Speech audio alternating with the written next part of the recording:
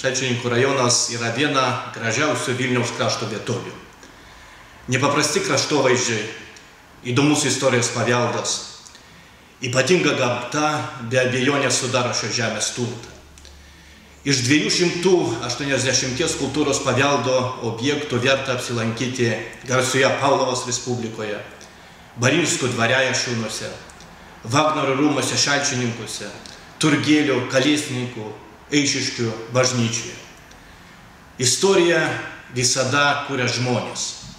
Mūsų žemę garsino broliai Balinskiai, Snedeckiai, įžymios Menovskių bei Vagnorių šeimos.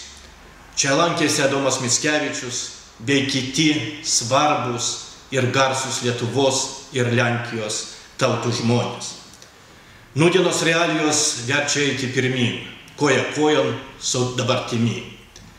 Pasitelkdami visas įmanomas priemonės, ypač ES paramą vystome geriausia, ką turime. Tuo pat metu stengiamės puoselėti tradicijas ir savo krašto unikalumą. Per amžius čia taikiai gyveno lenkai, lietuviai, rusai, baltarusiai, kitų tautybių žmonės.